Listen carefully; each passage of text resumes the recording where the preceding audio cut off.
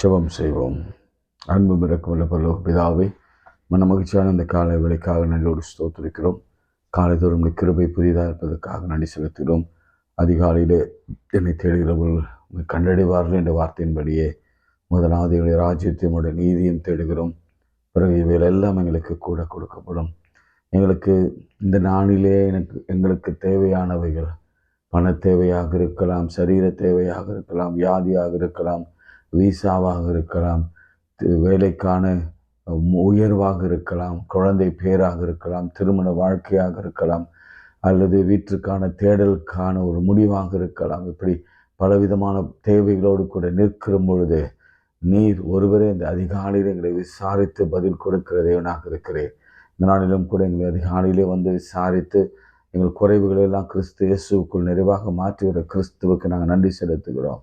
ஆண்டவரே, எல்லா முழங்கால்களும் உமக்கு முன்பாக முழங்கும், எல்லா நாவுகளும் உமக்கு முன்பாக அறிக்கையிடும் என்பதை நாங்கள் தீர்க்கமாய் நம்புகிறோம். இயேசு கிறிஸ்துவின் நாமம் ஆண்டவரை விலையேற பெற்ற இரத்தம் ஆண்டவரை எல்லா மனிதர்களுக்கும் மேலான, எல்லா தேவர்களுக்கும் மேலான ஒரு பெரிய உயர்ந்த நாமத்தை துருகமாக நாங்கள் கொண்டிருக்கிறபடினாலே நீதிமான் ஓடி சுகமாய் தாங்குவான்.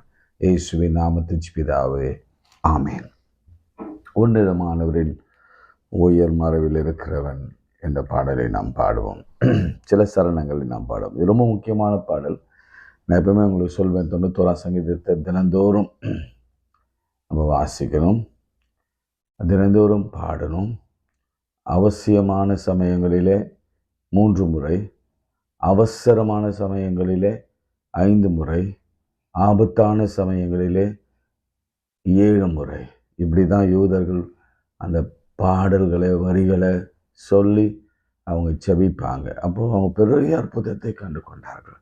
எனவே என்னால் முழுசுமாக எல்லா ஸ்டான்ஸாகவும் பாட முடியலனா கூட சில வரிகளை ஸ்டான்ஸாகவே நம்ம பாடலாம். உன்னதமானவரின் உயர் மறைவில் இருக்கிறவன், சர்வ வல்லவரின் நிழலில் தங்குவான், இது பரமசிலாக்கியமே. சர்வ வல்லவரின் நிழலில் தங்குவான், இது பரமசிலாக்கியமே. அவர் சேட்டையின் கீழ் அடைக்கலம் புகவே தம் சிறகுகளால் மூடுவான். அவர் சேட்டையின் கீழ் அடைக்கலம் புகவே தம் சிறகுகளால் மூடுவான். தேவனின் அடைக்கலமே, என் கோட்டையும் அரணும் அவர். அவர் சத்தியம் பரிசயம் கேடகமாம், என் நம்பிக்கையும் அவரே. அவர் சத்தியம் பரிசயம் கேடகமாம், என் நம்பிக்கையும் அவரே. அவர் சேட்டையின் கீழ் அடைக்கலம் புகவே தம் சிறகுகளால் மூடுவான். அவர் சேட்டையின் கீழ் அடைக்கலம் புகவே தம் சிறகுகளால் மூடுவான். இரவின் பயங்கரத்திற்கும் பகலில் பறக்கும் அம்புக்கும், இருளில் நடமாடும் கொள்ளை நோய்க்கும் நான் பயப்படவே மாட்டேன்.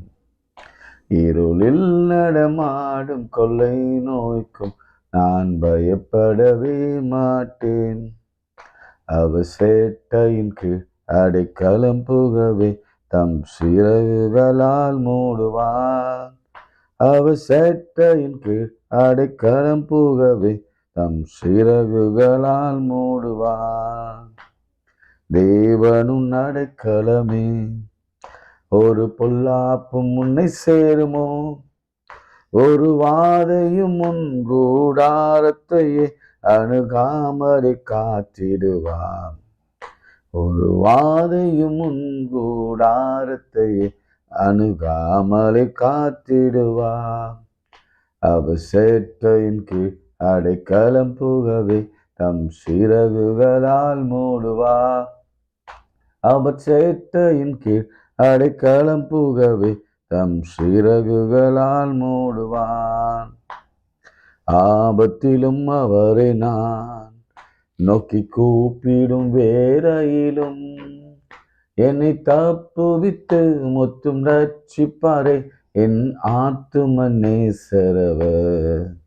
என்னை தப்புவித்து முற்றும் ரட்சிப்பாரே என் ஆத்தும நேசரவர். அவர் சேட்டையின் கீழ் அடைக்கலம் புகவே தம் சிறகுகளால் மூடுவார். அவர் சேட்டையின் கீழ் அடைக்கலம் புகவே தம் சிறகுகளால் மூடுவார். கைகளை உயர்த்துங்க, எல்லாரும் உயர்த்துங்க. இருதயத்தை ஆண்டவர் பக்கமாக திருப்புங்க. ஏன்னா நம்ம போய்கொண்டிருக்கிற பாதை இக்கட்டான ரெவிதியம்ல நிற்கிற பாதை. கோலியாத் முன்னே வந்து கெர்ஜிக்கிற பாதை. சிங்கம் நமக்கு முன்பாக வந்து நிற்கிற பாதை. வாதை நமக்கு முன்பாக வருகிற பாதை.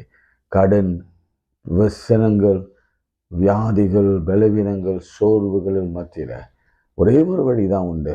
நீங்கள் கரங்களை உயர்த்தி செபிக்கிற பொழுது கர்த்தருடைய கரம் நம்ம மேலே பட்டு எல்லா உபத்திரவத்திலிருந்து விடுதலை ஆக்கி நம்மை மேற்கொள்ள செய்வார். ஏனென்றால் சிலுவையிலே அவர் கரங்களை உயர்த்தப்பட்டார். எனவே அதை நாம் நோக்கி பார்க்கலாம். அவரை நோக்கி பார்த்த முகங்கள் பிரகாசம் அடைந்தன. முகங்கள் ஒருபோதும் வெட்கப்படவில்லை. இந்த ஏழை கூப்பிட்டான், கர்த்தர் கேட்டவன் எல்லா பயத்துக்கும் நீங்களாக்கி ரட்சித்தார். இந்த சிலுவையில் அவர் அழகிய முகத்தை பாருங்க, அவர் கைகளை பாருங்க, அவருடைய கால்களை பாருங்க, அவருடைய விழாவை பாருங்க, அவர் கண்களை பாருங்க. விடுதலை உண்டாகும், ஆரோக்கியம் உண்டாகும், பிசாசு விலகி போகும். நீங்க அதை விஷுவலைஸ் பண்ணுங்க. இயேசு கிறிஸ்துவ சிலுவையில விஷுவலைஸ் பண்ணுகிற பொழுது உங்களை சுற்றி இருக்கிற எல்லா சாபத்தீடானகள் இயேசுவின் நாமத்திலே நிக்கிரகம் பண்ணுவார். உங்களுக்கு விரோதமாக உருவாக்கப்படுகின்ற எந்த ஆயுதமும் வாய்க்காதே போகும். இயேசுவின் நாமத்தில் பிதாவே, ஆமென். பிரியமானவர்களே, நாம பேரண்டிங் அதில் நேற்று யோவான் ஸ்நானகன் உடைய தகப்பன் தாயை குறித்து நாம் தியானித்து வருகிறோம். ரொம்ப விசேஷமான பிள்ளை. பைபிள்லேயே என்டையர் பைபிளில் ஒரு விசேஷமான பிள்ளை யாருன்னு சொன்னால் அது யோவான் ஸ்நானகன் மாத்திரம்தான். எவ்வளோ ஊர்ஜிதமாக என்னால் சொல்ல முடியும், 100% என்னை சொல்ல முடியும். என்டையர் பைபிளில் யோவான் ஸ்நானகனை போல ஸ்திரீகளில் பிறந்தவன் எவரும் இல்லை என்று நமது அருள்நாதர் இயேசு கிறிஸ்துவே அவனுக்கு சாட்சி சொன்னார். அப்போ பார்த்துக்குங்க, நான் சொன்னதில் எந்த தவறும் இல்லை. ஸோ ஒரு பிள்ளை அப்படி ஒரு நிலையில இருக்கணும்னா ஒரு 30 வயசுன்னு வச்சுக்கோங்களேன். 30 வயசு பிள்ளை, 30 வயசு வரைக்கும். இப்போ இயேசு பிறக்கும் பொழுது யோவானுக்கு என்ன வயசு, என்ன மாதம்? இல்லை, இயேசு பிறந்த பிறகு 6 மாதம் பெரியவர், அவ்வளோதான். நல்ல கவனிங்க, 6 months தான். அந்த வசனம் உங்களுக்கு காண்பிச்சு கொடுக்குறேன் பாருங்களேன். அப்போ லூக்கா எழுதின செய்தி நூல் 1ஆம் அதிகாரம் அதுல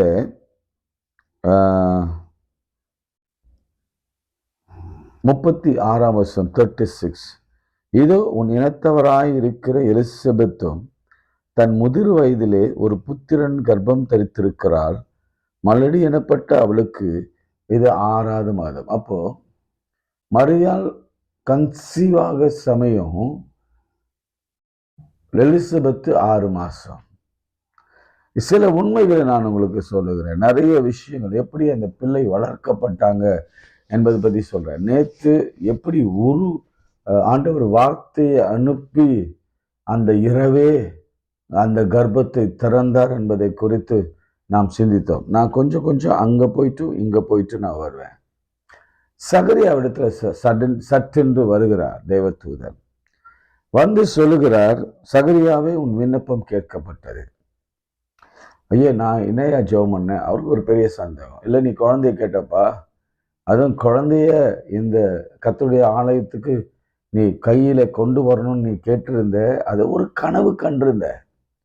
இல்லை, வாழ்க்கையில் நாம் கூட பிள்ளைகள் இல்லாத பொழுது நிறைய கனவுகள் காண்போம். நிறைய பிள்ளைகளுக்கு பெயரை வைத்திருக்கிறோம். பிள்ளைகள் இப்படி வளர்ந்து ஒரு பெரிய மருத்துவராக, டாக்டராக, அப்படி ஊழியக்காரனாக ஆகணும்னு கனவு காண மாட்டாங்க. அப்படிலாம் நம்ம பிள்ளைகள் பெறாத சமயத்துல நம்ம கனவு காண்டிருப்போம். அப்போ தேவதூதன் சொல்கிறோம், உன் விண்ணப்பம் கேட்கப்பட்டது. அதனாலதான் நான் இந்த நற்செய்தியை அறிவிக்க பரலோகத்திலிருந்து, அதுவும் ஆண்டவருடைய வலது பாசத்தில் வீற்றிருக்கிற காபிரியேல் எனும் தூதன் உன்னை அறிவிக்கும்படி வந்தேன் என்றான். உடனே அவன் என்ன கேட்ட கேள்வி என்னன்னா, சகரியா உடனே கேட்டார், இது எதனால் அறிவேன்? நான் கிழவனாயிருக்கிறேன் என்றார். இதேதான் மரியாளும் கேட்டார். 34ஆம் வசனம் வாசிங்க. அது இது 18ஆம் வசனம், இது 38ஆம் வசனம், 34ஆம் வசனம் மன்னிக்கவும். அதற்கு மரியாள் தேவதூதரை நோக்கி, இது எப்படியாகும்? புருஷனை அறியேனே. 2 பேரும் ஒரே கேள்வியை கேட்கிறாங்க. How can it be possible? 2 பேருடைய கேள்வி நியாயமான கேள்விதான். ஆனா சகரியாவை மாத்திரம் ஆண்டவர் தண்டிச்சார், மரியாதை தண்டிக்கவே இல்லை. காரணம் என்ன? நீங்க அதெல்லாம் ஆராயணும். ஏன்னா அவன் ஒரு ஆசாரியன். அதுவும் இடைவிடாமல் ஜெபம் பண்ணி கொண்டிருந்தான். ஆபிரகாமுக்கு குழந்தை கிடைத்தது எப்படி? ஈசாக்குக்கு குழந்தை கிடைத்தது எப்படி? மலடியா இருந்த ரெபேக்காள் குழந்தை பெற்றுக்கொண்டது எப்படி? அன்னாள், சரி ஓகே, இவங்கெல்லாம் கொஞ்சம் சின்ன பசங்க வச்சுக்கோங்க. இதுல பெரியவங்களா இருந்த சாராளுக்கு கர்த்தர் கர்ப்பத்தை திறப்பாருன்னா எவ்வளவு ஆச்சரியம் இல்லை? அதெல்லாம் ஏன் அவன் நம்பலன்னு எனக்கு தெரியல. இது நம்பாம அவன் கேட்கிறான், இது எப்படி, எதனால் நான் அறிவேன்? நான் கிழவனா இருக்கிறேன் என்று என்னுடைய மனைவியும் வயது சென்றவளா இருக்கிறாள் என்றார். உடனே தேவதூதன் ஒரு பனிஷ்மெண்ட் கொடுக்கிறார். என்ன பனிஷ்மெண்ட் பாருங்க, 20ஆம் வசனம். இதோ தகுந்த காலத்தில் நிறைவேறப் போகிற என் வார்த்தையை நீ விசுவாசியாதபடியால் இவைகளை சம்பவிக்கும் நாள் மட்டும் நீ பேசக்கூடாமல் ஊமையாய் இருப்பாய் என்றார். ஏன் அவர் வாயை கட்டி போட்டார்? ஒரு விளையாட்டா ஒரு கதையை சொல்லுவாங்க. என்ன கதை சொல்லுவாங்கன்னா, இப்போ தரிசனத்தை பார்க்கிறாரு, ஆண்டவரிடத்துல இருந்து வார்த்தை வருகிறது, மனைவி ஒரு குழந்தை பெறுவாள் என்று சொல்கிறாங்க. இதெல்லாம் கேட்டுட்டு அவர் தேவாலயத்தை விட்டு வெளியே வர்றாரு. அவர் வாய் பேசுகிறவராக கர்த்தர் வைத்திருந்தால் என்ன பண்ணிருப்பார் தெரியுமா? நேரா வீட்டுக்கு போய் தான் மனைவியாகிய எலிசபெத்து, நாங்க ஊழியம் செய்து கொண்டிருந்தேன், சட்டுன்னு ஒரு வெளிச்சம் வந்தது. யாரோ ஒரு தேவதூதன் ஒருத்தர் வந்தாரு, உனக்கு ஒரு குழந்தைய கொடுப்பேன் அப்படின்னு சொன்னாரு. அப்படின்னு சொல்லிட்டு என்ன சொல்லியிருப்பார் தெரியுமா? நமக்கு எல்லாம் பிறக்குமா? ஏதாவது மூளை இருக்கா அந்த ஆளுக்கு? எனக்கு வயசாகி போச்சு, உனக்கும் எல்லா வழிபாடும் நின்று போச்சு, நமக்கு போய் குழந்தை பிடிக்குமா? அதெல்லாம் நம்புற மாதிரியா இருக்கு அப்படின்னு சொன்னாருன்னா என்ன ஆயிருக்கும் தெரியுமா? எலிசபெத்தின் விசுவாசமும் அப்படியே தரையோட தரையா அழிந்து போயிருக்கும். கர்த்தர் எதை செய்தாலும் அதை நன்றாய் செய்வார். அதனாலதான் வாயை அப்படியே போட்டு ஸ்டிச் பண்ணிட்டாரு, ஒரு ஜிப்பை போட்டு மூடிட்டார். வேன்றான். அப்பயே பயந்துட்டான். ஐயோ, ஆண்டவர் சொன்னதை நம்பாததுனால நம்முடைய வாயை தேய்க்கப்பட்டதுனால அப்படியே மௌனமாக இருந்தான். எது வரைக்கும் தெரியுமா? பெயர் வைக்கிற வரைக்கும், யோவான் என்று பெயர் சொல்லுகிற வரைக்கும் கர்த்தரவனை அடைத்து போட்டார். அதனால பிரியமானவர்களே, நீங்க கர்த்தரை விசுவாசிக்கலனா நிச்சயமாகவே ஒரு சின்ன பனிஷ்மெண்ட் உங்களுக்கு கிடைக்கும். எனக்கு கிடைச்சிருக்கு. அவரை நம்பலனா நிச்சயமாக ஏதாவது ஒரு சின்ன அடியாவது நம்ம வாங்கிட்டு தான் அந்த ஆசீர்வாதத்தை பெற்றுக்கொள்வோம். எத்தனை பேர் அதை வாங்கியிருக்கீங்க? அடி வாங்காம, உத வாங்காம, வாய் கட்டாம நாம எந்த ஆசீர்வாதத்தையும் பெற்றுக்கொள்ளவே முடியாது. ஏன்னா நாமெல்லாம் சகரியா வழி வந்த பிள்ளைகள். நாம என்னதான் ஆசிரியராக இருந்தாலும் அவன் என்ன கேள்வி கேட்டான், இது எதனால் நான் அறிவேன்? நான் ரொம்ப வயசாயிடுச்சு, எனக்கு என் மனைவியும் கிழவியா இருக்கிறாளே. அதனால தயவு செய்து ஆண்டவரை எந்த நேரத்திலும் எப்பொழுதும் சந்தேகிக்காதீங்க. அவர் சொல்ல ஆகும், அவர் கட்டளையிட நிற்கும். இயற்கையே அவர் கைகளில் இருக்கிறது. மனித உறுப்புகள் அவர் படைத்தது, அவர் உருவாக்கினது, அவர் பேர் சொல்லி அழைத்தது, அவர் அனந்த ஞானத்தில் உருவாக்கப்பட்டவைகள். அதனால அவர் எதை சொன்னாலும் அதை செய்வார், எதை சொன்னாலும் அதை நிறைவேற்றுவார், எதை சொன்னாலும் அதை அவர் முடிச்சு வைப்பார். அவரால் முடியாத காரியம் ஒன்றும் இல்லை. இயேசுவால் முடியாத காரியம் ஒன்றும் இல்லை. அது 100 வயசு கூட ஆகட்டும், குழந்தை இல்லாத நிச்சய கர்த்தர் அந்த 100 வயதிலும் குழந்தை கொடுக்க வல்லவராக இருக்கிறார். உங்களுக்கு எத்தனை வயசு ஆச்சு எனக்கு தெரியாது. பிரியமானவர்களே, என்னுடைய சாட்சி நிறைய பேர் புதியவர்கள் கேட்குறீங்கனால சொல்றேன். எனக்கு மருத்துவர்களுடைய சான்றிதழ் என்னன்னா, எனக்கு குழந்தை பிறக்காது. ஏன்னா என் மனைவிக்கு அவ்வளோ பெரிய ஃபைப்ராய்டு இருந்தது. அந்த ஃபைப்ராய்டு ஆப்ரேஷன் பண்ணி எடுக்கும் பொழுது கிட்டத்தட்ட ஒரு குழந்தை சைஸில் 1.25 கிலோ, 2 கிலோ இருக்கும், அவ்வளோ பெரிய சைஸ். அப்படிப்பட்ட ஒரு சூழ்நிலையில் மருத்துவர்கள் சொன்ன ரிப்போர்ட் என்னன்னா, இன்னைக்கு கூட அநேக ரிப்போர்ட் வாங்கிட்டு கலங்கி கொண்டு இருக்கிறீங்க. குழந்தையே பிறக்காது. முதல்ல என்னன்னா, அந்த ஃபைப்ராய்டு சிஏவா கேன்சரா இருக்குமான்னு ஒரு பெரிய சந்தேகம் மருத்துவர்களுக்கு வந்தது. கர்த்தர் அந்த ரிசல்ட் அனுப்பிட்டு நாங்கள் ஜெபம் பண்ணிட்டு இருந்தோம். ஒரு 3 நாள் கழிச்சு அந்த ரிசல்ட் வந்தது. ஒண்ணுமில்லைன்னு வந்தது. ஏன்னா கர்த்தர் முன்குறித்ததும் தீர்மானித்ததும் வாக்கு கொடுத்ததும் அது நிறைவேறும். அவர் கொடுத்த வாக்குத்தத்தம் என்னன்னா, ஏசாயா 66:9, பெற பண்ணுகிறவராகிய நான், பெற செய்கிறவராகிய நான், பிரசவிக்க பண்ணுகிறவராகிய நான், பிரசவிக்க பண்ணாமல் இருப்பேனோ, பெற பண்ணாமல் இருப்பேனோ. அப்படின்னா நீங்க வெறும் குழந்தைக்காக மாத்திரமல்ல, உங்களுடைய வாழ்க்கையில என்ன தேவை இருந்தாலும் இந்த வசனத்தை சொல்லி பாருங்க. அவராலே முடியாதா? அவராலே கூடாதா? அவரால் நடக்காதா அப்படின்னு நீங்க நினைச்சு பார்க்கணும். எனக்கு என் வாழ்க்கையில் அப்படிதான் சொல்லிட்டாங்க.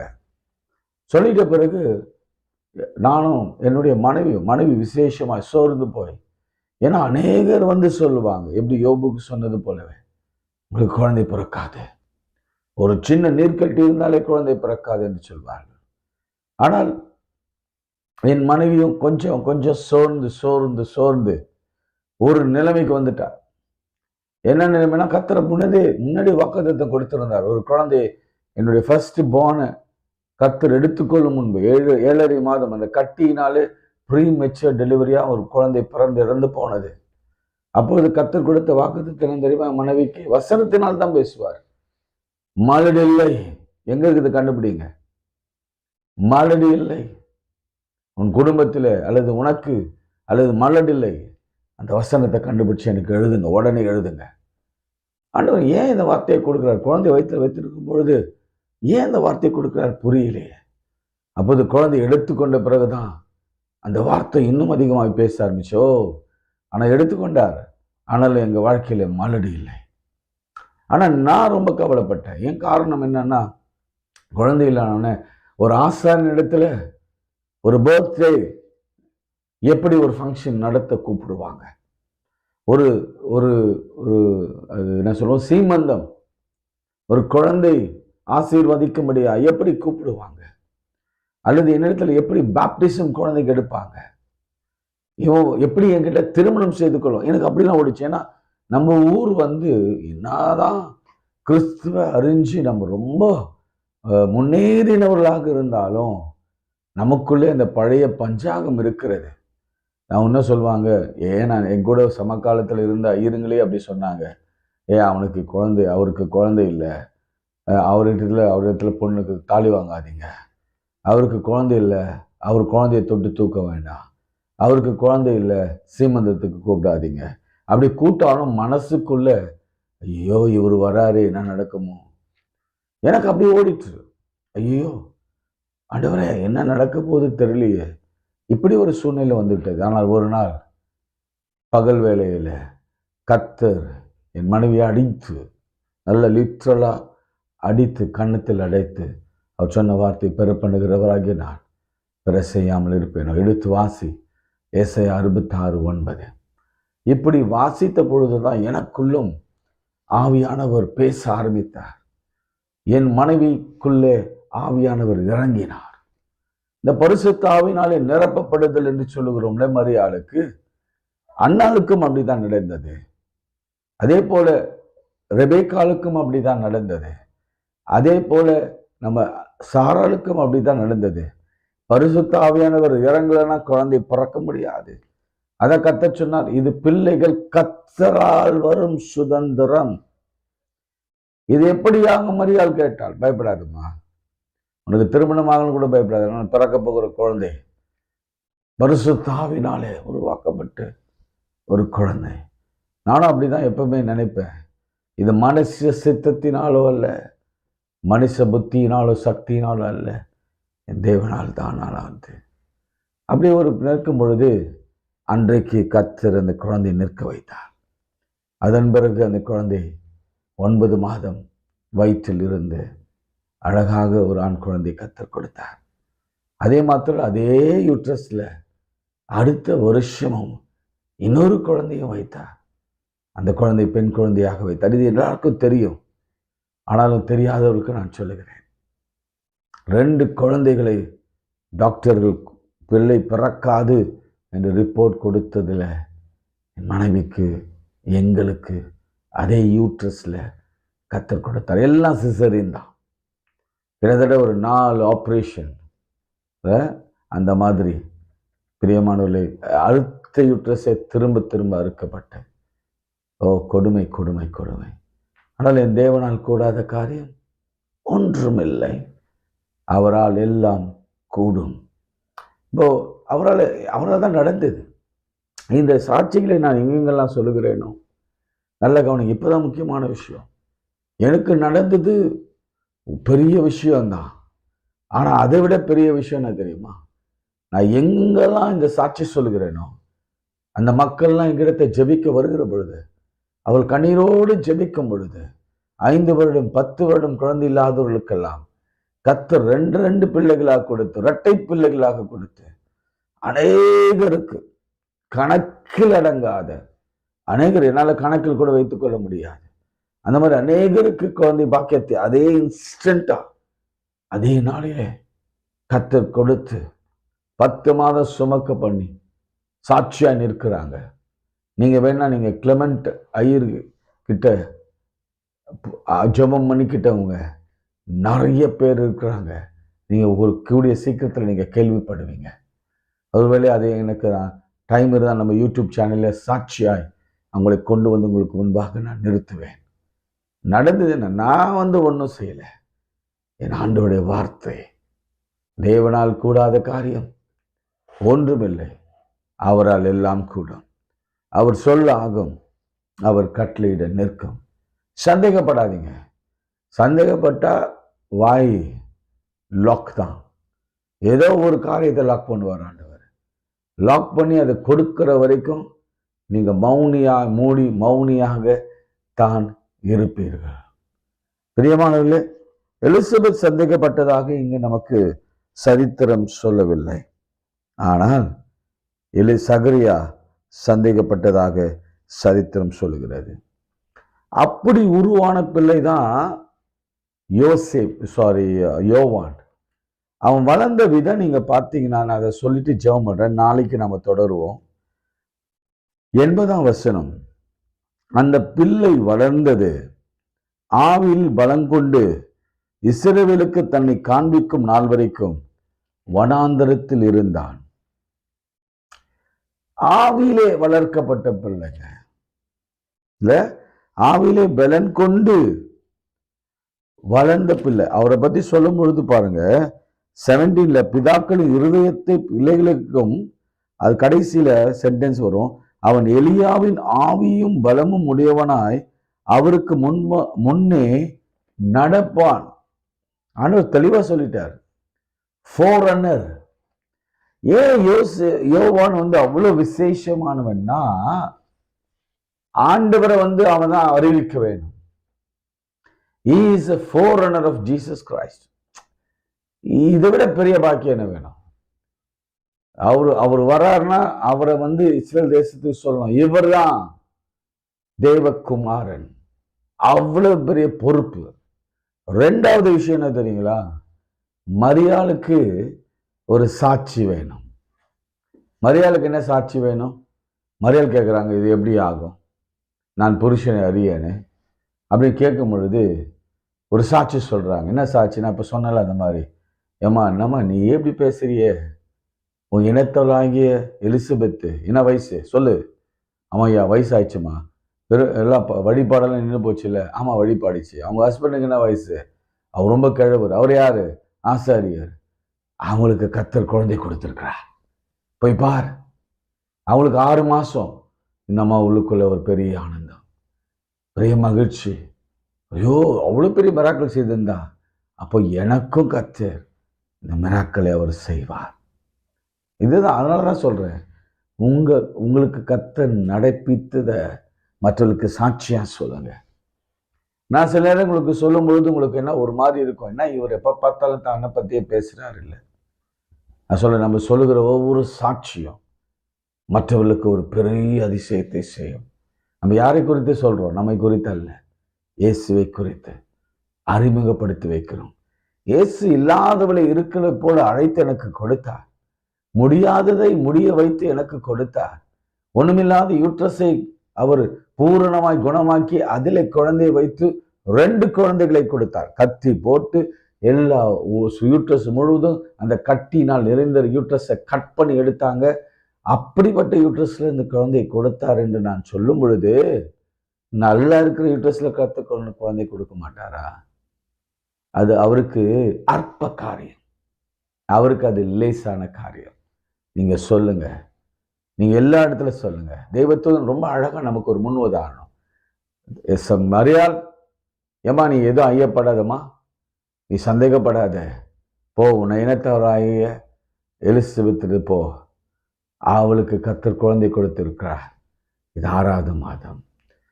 அவர் 2வது விஷயம்னா ஏன் எலிசபெத்து இடத்துக்கு அனுப்பப்பட்டாள் என்பதை நாளைக்கு நம்ம பார்க்கலாம். இன்றைக்கு ஒரே ஒரு வார்த்தை உங்களுக்கு சொல்லக்கூடும், தயவு செய்து கர்த்தரை பரிசுத்தோ, கர்த்தரை சந்தேகமும் படாதீங்க. ரிசல்ட் என்னவாக இருக்கலாம்? வாழ்க்கையில ஒண்ணுமே முடியாது, இல்லை, நடக்காது, தோல்வி, வெற்றி இல்லை, திருமணமாகாது, குழந்தை கிடைக்காது, வேலை கிடைக்காது, வீடு வாங்க முடியாது, வீடு கிடைக்காது, பலவிதமான போராட்டங்கள், எதுவானாலும் சரி, ஆண்டவரை தேடும் பொழுது அவர் ஏற்ற காலத்துல, அதெல்லாம் பைபிள் நிறைய அந்த இடத்துல ஒரு சகரியா இடத்துல ஒரு உற்பவ காலத்திட்டத்துல ஏற்ற சமயத்துல அவர் செய்கிறது உங்களுக்கு மாத்திரம் இல்லை, உலகத்துக்கு அது பயனுள்ளதாக இருக்கும். அதனாலதான் இயேசு உலகத்துக்கே பயனுள்ளதாக இருந்தார். அதனாலதான் அதை தாமதப்படுத்தி வைத்திருக்கிறார். உங்களுக்கு கொடுக்க போகிறது உலகத்துக்கு ஆசீர்வாதம். பிள்ளையை மாத்திரம் சொல்ல, எல்லாவற்றையும் சொல்றேன், இன்க்ளூசிவா உங்களுக்கு கொடுக்க போறதுனால உங்களை கொண்டு உலகத்திற்கே ஆசீர்வாதம் வரப்போகிறார். ஜெபம் செய்வோம். அன்புள்ள ஆண்டவர், இந்த வேலைக்காக நன்றியோடு ஸ்தோத்திரிக்கிறோம். நீர் பேசின வார்த்தைகளுக்காக நன்றி செலுத்துகிறோம். கர்த்தாவே, இன்று எங்களுக்கு நீர் கொடுத்த ஆலோசனைகளுக்காக ஸ்தோத்திரம். மீண்டும் மீண்டும் சொல்கிறோம், தேவனால் கூடாத காரியம் ஒன்றுமில்லை, இயேசுவால் ஆகாதது ஒன்றுமில்லை. இயேசுவுக்கு எல்லாம் அற்ப காரியம். அவராலே கூடாத காரியம் உலகத்தில் ஒன்றுமில்லை. சரீர வியாதியோ, கிட்னி ஈஷஸோ, இருதயமோ, இருதயத்தில் தண்ணீரோ, இருதயத்தில் அடிப்போ, இரத்தத்தில் கோளாறோ, அல்லது டிவியோ, அல்லது நெஞ்சிலே சுமையோ, எதுவானாலும் சரி, மூளை மண்டலமோ அல்லது எந்த வியாதியானாலும், கடனோ, பிரிவினையோ, அல்லது பெற்றோர்களுக்கான அந்த அந்த அவர்களுக்காக நம்ம ஜெபிக்கிறது, உடன் பிறந்தவர்களுக்காக, அல்லது கல்விக்காக, அல்லது எம்பிபிஎஸ் சீட்டுக்காக, அல்லது பிடிஎஸ் சீட்டுக்காக, எதுவானாலும் சரி, இயேசுவால் ஆகாதது ஒன்றுமில்லை. இயேசுவை சுமந்தவர்கள் வெற்றி பெறுவார்கள். இயேசுவை சுமந்தவர்கள் சாட்சியா நிற்பார்கள். இயேசுவை நம்பினவர்கள் எப்பொழுதும் சாட்சியா இருப்பார்கள். இயேசுவை நம்பினவர்கள் உலகத்திற்கே சாட்சியா இருப்பார்கள். உலகத்திற்கு ஒளியாய் கர்த்தர் நம்மை வைக்கப் போகிறார். இயேசுவின் நாமத்தில் ஜெபிக்கிறோம் பிதாவே, ஆமேன். நமது ஆண்டவராகிய இயேசு கிறிஸ்துவின் கிருபை, பிதாவாகிய தேவனுடைய அன்பு, பரிசுத்த ஆவியின் ஐக்கியம் நம் அனைவரோடும் இன்னும் மீண்டும் சிறாக்கால் நிலைத்திருப்பதாக. ஆமேன். God bless you.